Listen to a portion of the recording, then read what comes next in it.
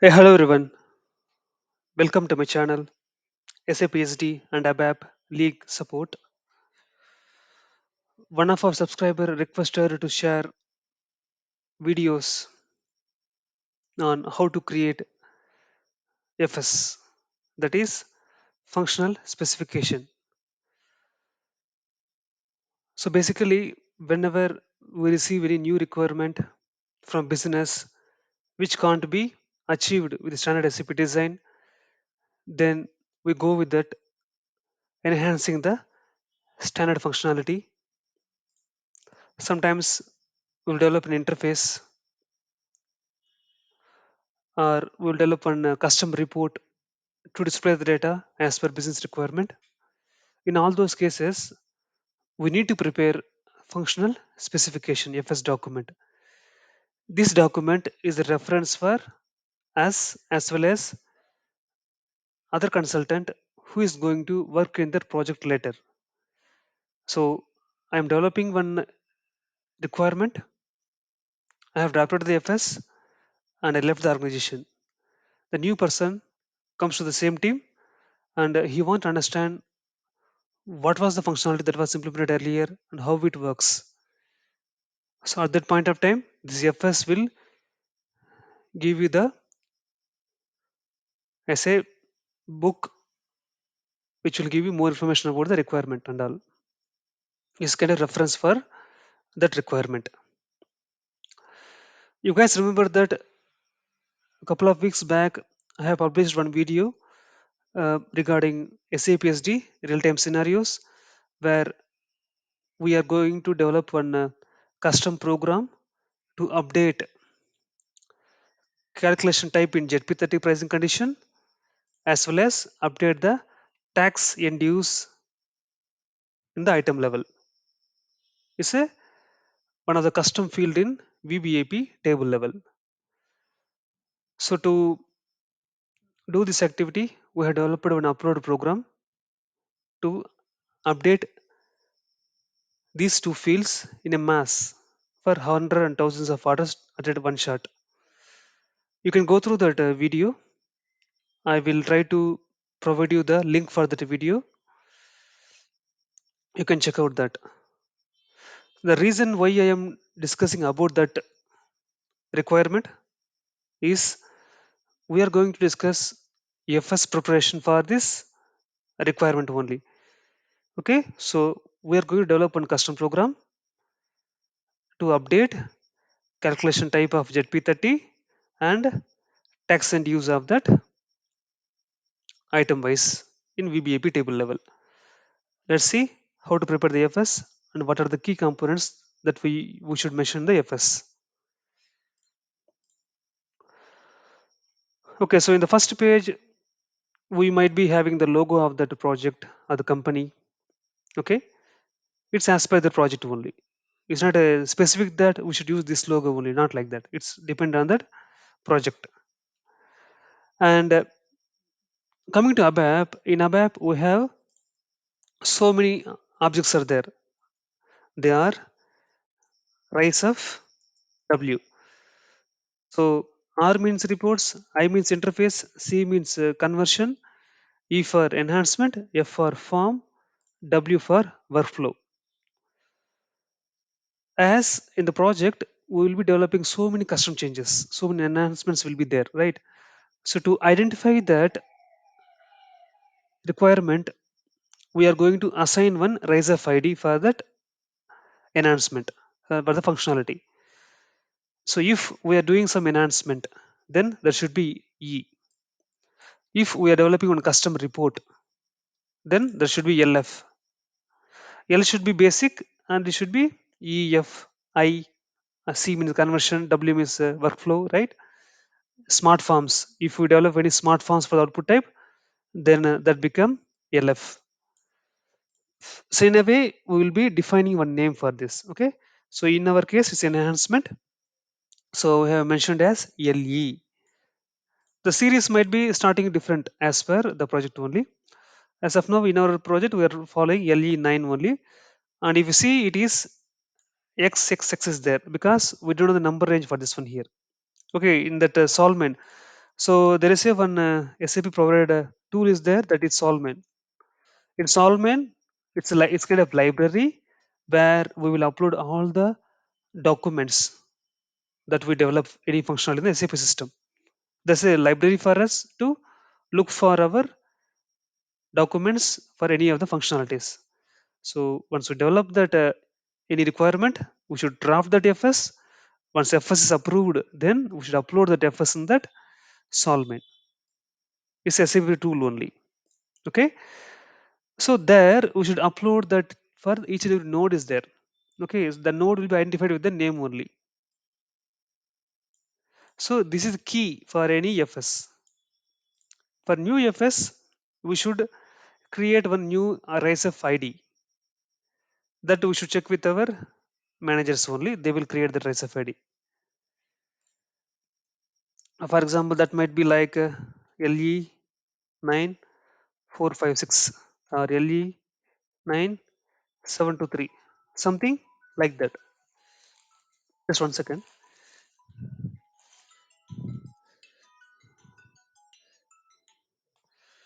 Okay, so the RISF ID creation will be done by manager only. Okay, so we need to provide the title of that enhancement. So our enhancement is to updating the sales order fields, tax and use. It is in VBAP table level. Custom field is there, and calculation type update for that ZP 30 condition type. It's a custom condition type only, and version should be mentioned here. It's a new FS, so 1.0 only, and if we change anything in the FS again, it will become 1.1. Like that, it will go on increase. And we should mention the date when we are developing this requirement, and again the same title and summary of the small in two sentences. What is summary of this requirement? Okay, and if see there's one table called amendment history. So whenever we do any changes to this custom report, right, we are developing one report to update these two field, right, pricing level and VBAP level, right. So whenever any changes, any improvisation happening on this functionality again and again, that time we should keep on add the history here. Okay, so to have the log, basically this kind of log only. So the version 1.0, 1.1, when the changes were carried out, date and comment, the ticket number, okay, and who did the changes, something we should mention here. And if we have any associated documents with us, we need to put the document name and who created the document, something we should mention here. But this is not that much important. We can go ahead and commit quality reviews. So here we should mention the person name who is going to review the FS. That might be our TL or our manager. In my project, I only review the FS for my teammates. So it depends on that other projects. So it's internal review. Once that is internally done, then we should share that FS with the business. So business also go through that FS and they will also approve that FS. Like everything is mentioned correctly, they will approve that. Once they approve it, then only we can upload the FS into Solman. Okay, and here we should mention the name. Who is the approver here? Business only, right? So we should specify the business here, the name, and when they approved it, date.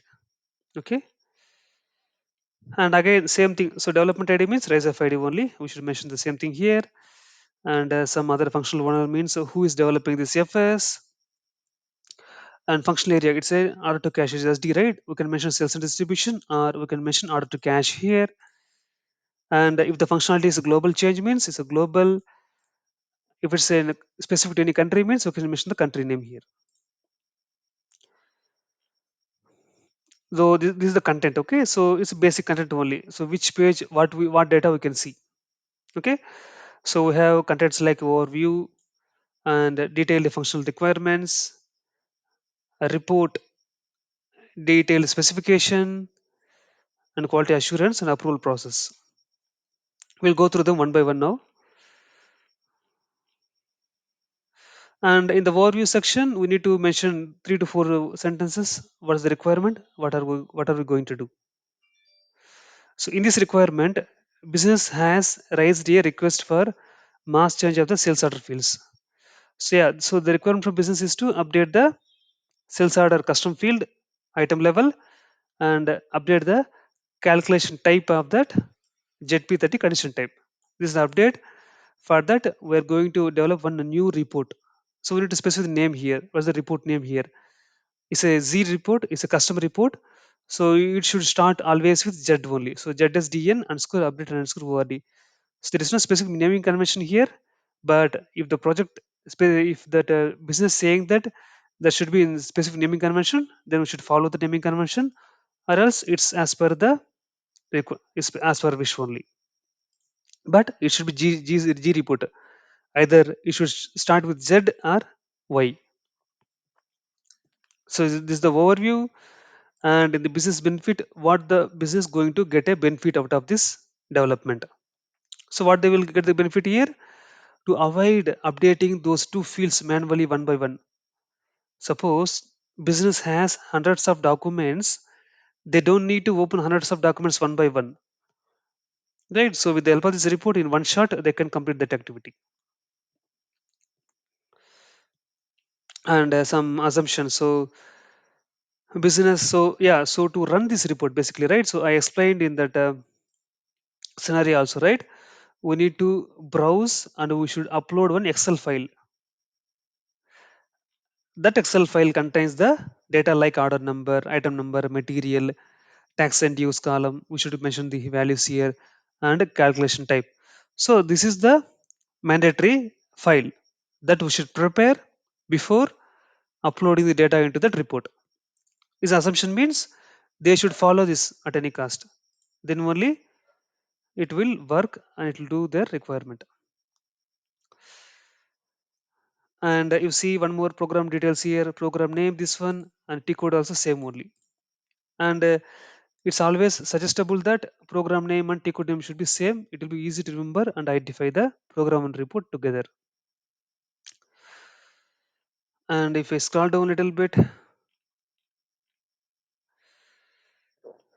so detailed functional requirements. It's a content too. Okay, it's a content too. Here we should detail explain about the requirements and how we are going to achieve that. What's the logic for the development of this functionality? What table we should use? What function model? What program? Right. So basically, as a functional consultant, they don't know about the function models where ABAP team can use and write the logic. If we know that function models, programs, and all, definitely we can specify here. You see, in this example, we are using this BOPI sales order change RFC enabled function model to do changes to this two fields in this order. So we know this, so we have updated here. If we don't know this means we can leave it as it is. Once development is completed, then after taking help from our ABAP team, we can take those objects. So wherever they have written the code, which objects they have used, with the help of those information, we can add those information to the FS. If we know, we can add it, or else we can leave it as it is.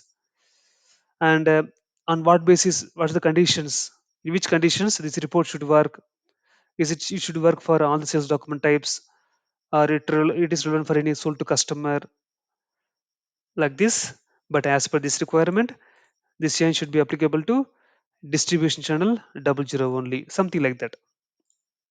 And coming to the calculation type should be updated to the ZP30 condition type only, and that too that should be in TAD item category.